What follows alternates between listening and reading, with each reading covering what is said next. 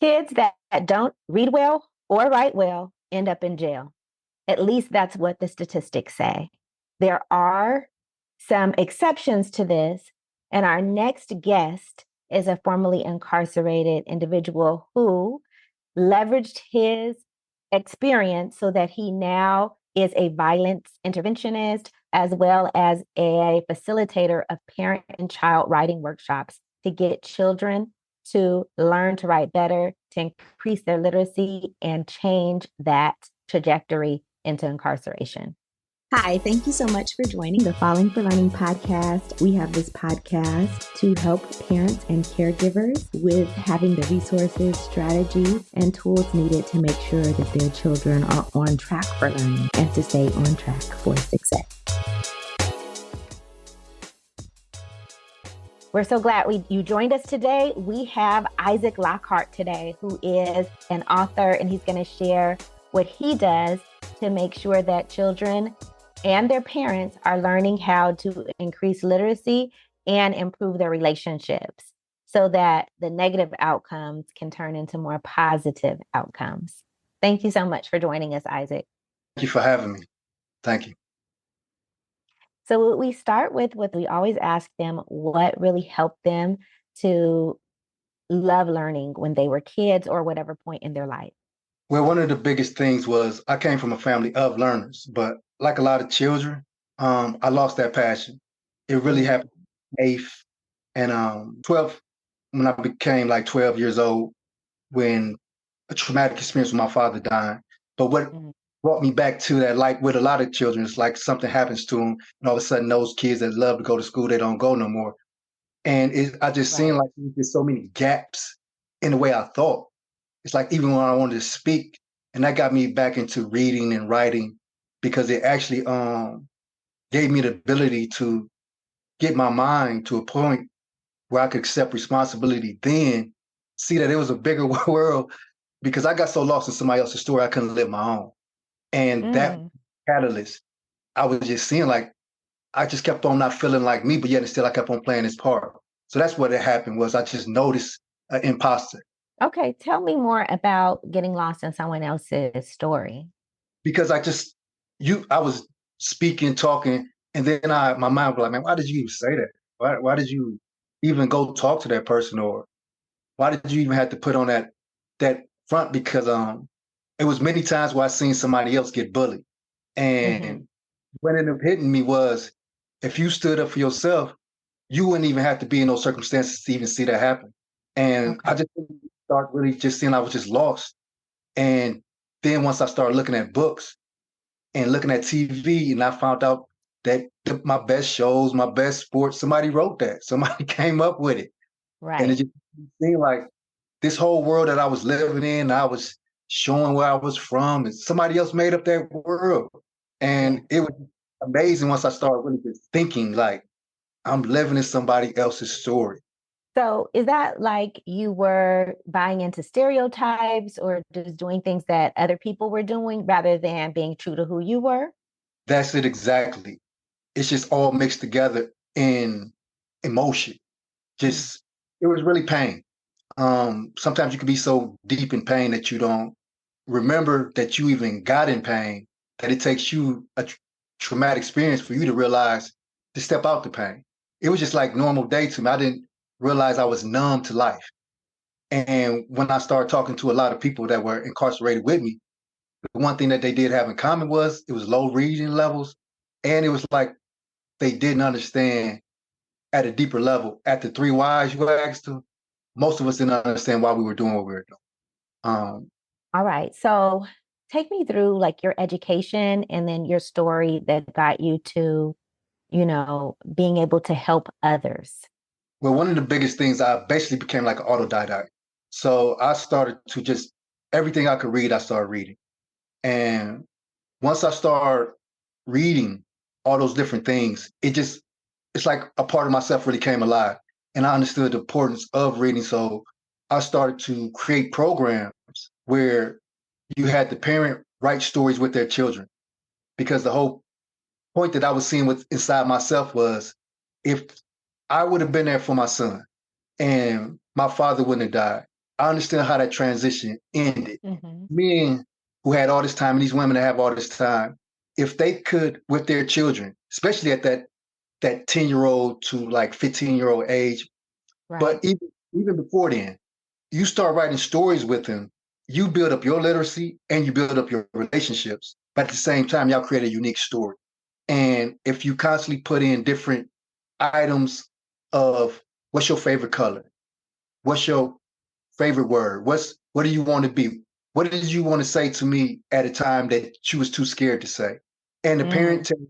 tells them about times when they felt that way about their parent, so they both create these stories together.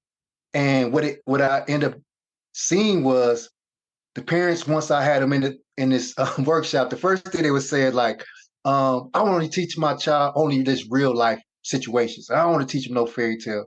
And I had to Right. go back to the reality of, I said, how much of your thoughts is really based off of just reality? I said, most of the time you're talking about stuff that somebody else did. You in your imagination, you're talking about this. You're not talking about real world stuff most of the time. So because I was letting them know what happened with me, until I was able to see that I'm fundamentally most of the time inside my imagination. And if Okay. you don't, the presence of controlling that imagination, it would keep you stuck in that pain, like I was, unnecessarily. And Yeah. once, go ahead. So if you could take us back, like before your father died, you were saying you're from a family of learners. Like, what was that like before he passed away? My family was like the Cosbys. It was like high achievers. Everybody went to college. Some went to Ivy League colleges. It was just, and I was one of those kids that was an exceptional athlete. So I didn't have to get the grades, but yet and still, it's like books were everywhere, and it's just like it was just full of life because everybody was coming with different ideas and thoughts, talking about what this person said, and seeing them both working and having businesses. Once he died, and once I went into like the streets and all those type of things, to a certain extent, you could be right down the street and don't understand other people are suffering at that level. But at the Yeah. same time, it was that they didn't see a bigger world because they thought I was like a genius. But what it was is I actually had people that read books or, see more of the world. I'm like, you ain't know this or you ain't know that. I'm like, man, no, wait. And that's what a lot of things, it's like people are just, they could be right. Because I went to school with these kids. So Yeah. it's like once you really step into their world, you don't understand because oftentimes the person won't let you know, like, I'm too embarrassed to let you know I don't know. And that's what I was really seeing. Like once I came out of my own shell, that you have to have a sense of learning. You're not doing it just to contrast, okay, I'm better than this person. You're going for a higher version of yourself. And that's what it is to be ultimately human. You're constantly trying to progress beyond the standard of who I am right now. Okay. So And that, you're saying your father died. They were both, your mom and your dad were both entrepreneurs. You had really a nice home, but then when he passed away, you basically kind of left that type of lifestyle away, like left it behind, and then went out to, just doing things that people do in the streets, basically. yes, Because that's of your exactly. like trauma, you just couldn't process it, and you were just acting out things that didn't really make any sense, or you couldn't articulate why you were doing it. It was both of those things you just said. It's exactly that. It's like everything you just go, I just went numb to life. Right. And then you were saying there was some kind of incident that happened that made you really step back and look at and see how much pain you were in. So what was the catalyst for that? Like what happened that made you like kind of knock you out of what you were doing and really think about changing? Well, I turned 25 and I was in a jail cell. And it's like that thing about your brain maturing at 25. I don't know Mm. about you, but it hit me like a flash. Like I was like, I am in here and I'm going to do the rest of my life in here. It just hit me because if you'd have talked to me, you'd be like, oh, this is a very articulate child. He's very smart. And just like when I go to any type of place that I speak to young kids in high risk situations, when I speak to them, I say, I know if I ask you what is going on in your life, you'll give me all the right answers. But if I watch you 30 minutes later, you'll be doing everything we both be looking like, man, that don't make no sense. And sometimes we mistake just because somebody can say something or speak well, that they're actually okay. And that's what happened with me. I got to a point where talking was not enough. And I actually, at 25, it just all hit me because I just really noticed I was in an environment that I did not want to be. It just hit me. And what I did was that's when I started reading and I started like reflecting on like why don't I remember certain things that happened? Why did I even do that?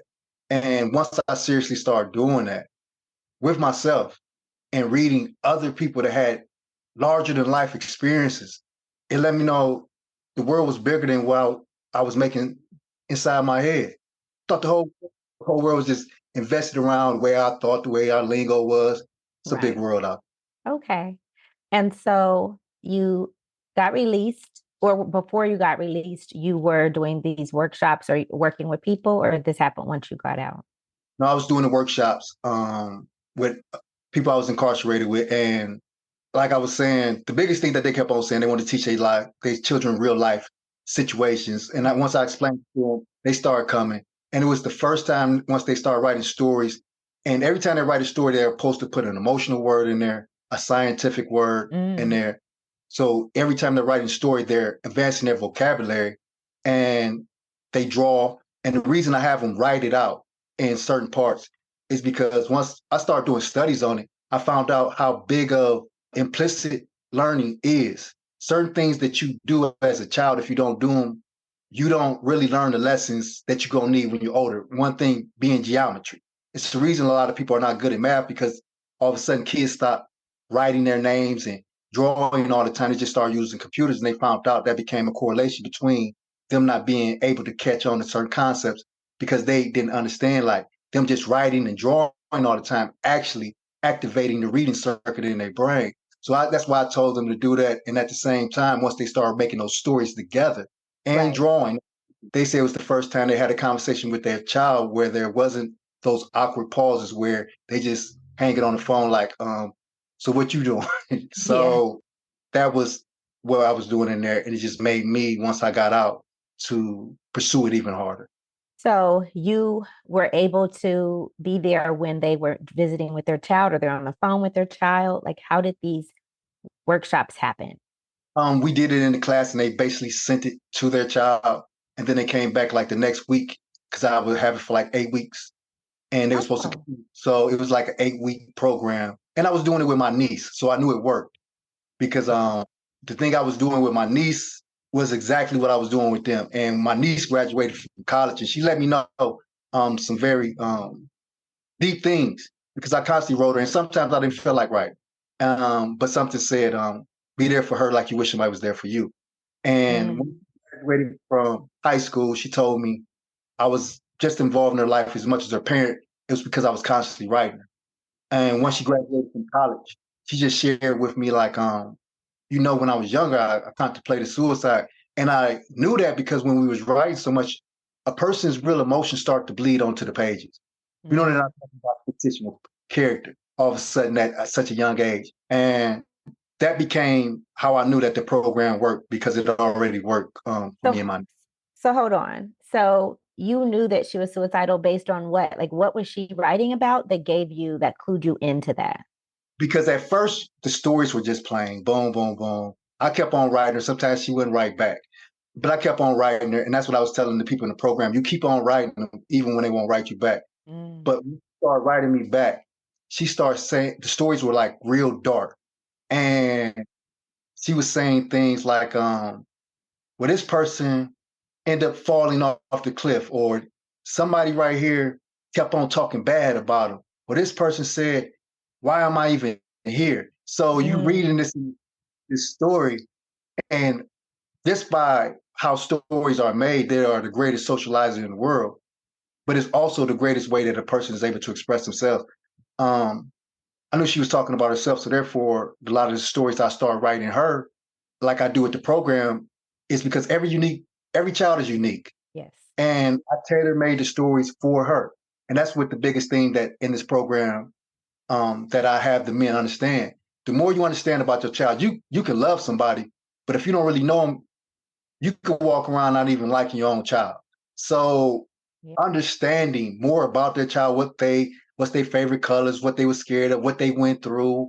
It made them able to write stories that touched them at a deeper level. And they always came back to me and said, man, it built up my esteem and it built up my child's esteem. All And I was right. like, yes, yes, yes. Okay. So once you got released and what did you do next with this program, this writing workshop? Well, I put it in book form. I put a simple made book where I somewhat went with the way of Marva Collins, Okay. in that I'm not using a bunch of baby words. So both of them are going to have chances where they're being challenged in the text. But as long as they are continually reading it together, they're both going to grow. And Okay. that's what the whole point of it is that I made what I call an icebreaker story, where they read this story together and the child is to start a story. So once they finish it, they continue the story together. Okay. While I teach them the program that I made, which is based off of the 8-week program, and any person can do it because I did it with a multitude of children since I've been home, and it Okay. becomes a catalyst. Tell us the name of the book or the name of your program. Oh, the name of the program is Rising Star. The name of the book is Haru's Rising. Okay. It'll be in our show notes to make sure that you can go out and get it. Okay. And where did you come up with the name of Huru's Rising? Because I used ancient Egyptian or ancient history of when people were in Egypt. So I used the common source where I know all groups of people came from, which was ancient Kenya in that area, but it's what they call Kush in their time. So I used something Hmm. ancient history as a backdrop. At the same time, I made sure I put STEM in the story, that everything correlates as they come out of the story with a sense of history, but at the same time, a love for technology and how to build businesses. Okay. And how does this work in your community? So you're saying building businesses and about building up literacy. What do you know about, like, what area are you located in? And, what is the literacy rate around there? Well, I'm located in Cleveland, Ohio, and the area that I often go to is it's called Huff area, and that's also in Cleveland, Ohio. It's like a neighborhood, Okay. and their literacy rate was 90% illiteracy, and I'm talking about the adults. Wait a And minute. So over 90% did not know how to read in that area. yes, and when I read it in the Cleveland Plain Dealer, I'm like, Okay. "Man, this can't be true." Right. So it just kept the fire going It sounds because unbelievable. Yeah. until you really understand like what reading is. Sometimes a person might just think what reading is, okay, I just read that sign in Spanish, but do you understand it? Can you Right. comprehend it? Yes. And that's a lot of people get stumped. That's why they say the fourth grade reading level is the reading level for people in high poverty and people that's incarcerated Right. because they understand they cannot comprehend. They might be able to read that word, but they don't comprehend. The same way a lot of they speak about when like certain black women they go to the doctor and why certain type of things are so difficult because what I was finding out was they didn't understand what the doctors were saying. They Right. understood the word, and comprehension is such a big part of literacy that Yes. most people just separate them as if they're not one and the same. Yeah. So you're saying people can decode words in English. They can sound them out in Spanish. They might be able to sound them out as a very similar, phonic system, but actually understanding what it means is different. And that is what that's what holds people back into Mhm. like getting low jobs. They can't get higher paying jobs. And then maybe they get desperate and do things that are illegal. So that's why they're in the prison system. Definitely so, because one of the biggest things I was reading is like it was talking about the low level of the gap between words that a child from an affluent neighborhood has and Yes. they have 3 million more words that they have heard. And most children that are in poverty, they basically use just 22 of the same words. And Hmm. that person might think, well, I heard this child rapping a whole song. It's the difference between you memorizing something and you're creatively able to understand something. And sometimes that's what Absolutely. makes it because we're naturally all brilliant.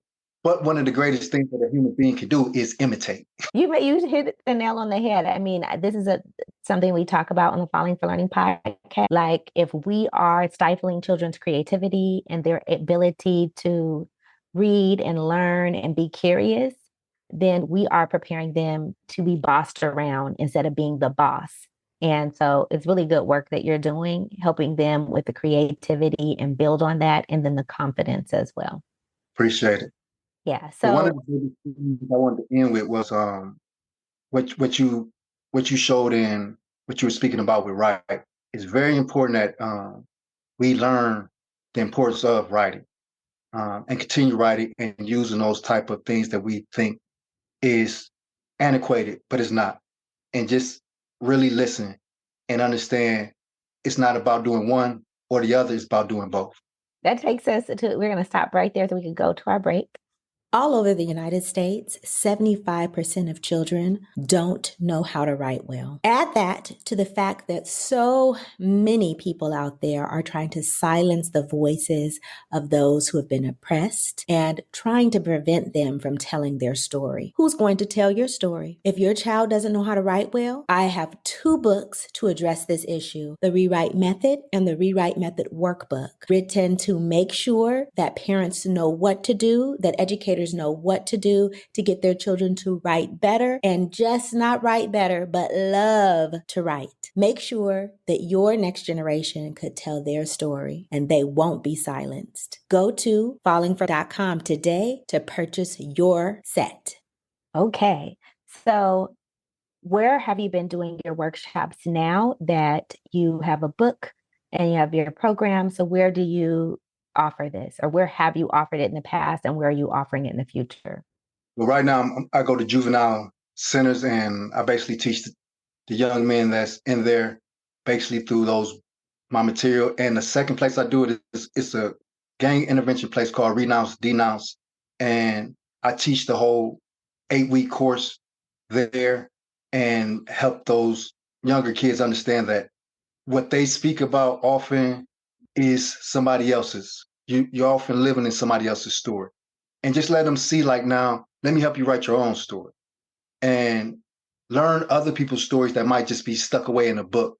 And once a person really gets that sense of that young person, it moves them an inch further, because every story and everything that everybody goes through, we have things in common, but as many things we have in common, we are uniquely different. So we have to be able to get our thoughts down, write those type of things, really see how I felt yesterday is not the same today. So therefore, my story keeps on changing. And I need to actually be aware of what's going on inside of me.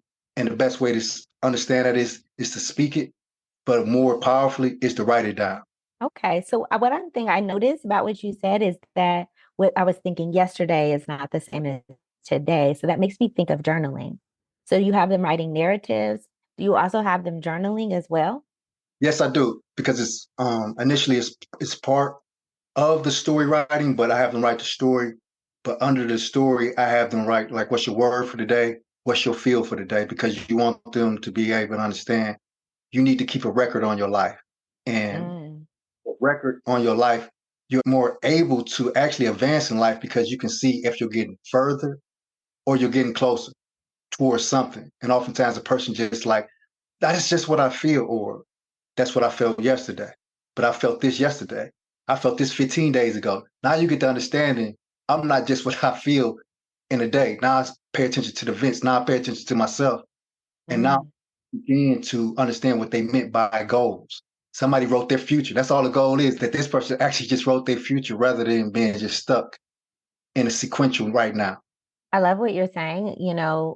Many of these kids that you're serving, or the individuals you're serving, may have just been living aimlessly, or, just following what the crowd does, instead of thinking about themselves, reflecting on why they're doing things, and having them journal helps them reflect on what is going on in their life and what they're thinking about. And again, helps them move forward, like you were saying. So this is really good that you have shared this, and you have them doing this practice of reflecting.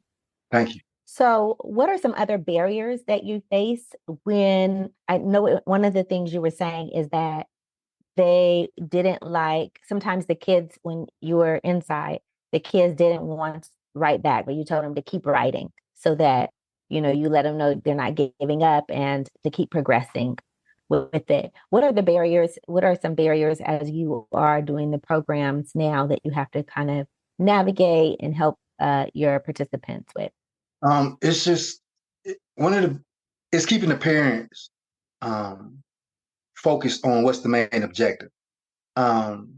Because oftentimes we've been brought up in a culture where everything's supposed to happen right now. Like I tell them, like the most important thing is when you think about your child and you're saying, well, they're not getting these good grades. I say, okay, so they're getting D's, they're getting C's, and I say, what do you think a F life look like in the future, or what do you think a D life look like? Okay. That life is gonna fall on you. Now you might think I tell them I understand that you're going through a lot of things, but it's gonna fall on you even harder than what it is right now. And if you will just stick with them right now, you're being a friend to not just their future self, but your future self.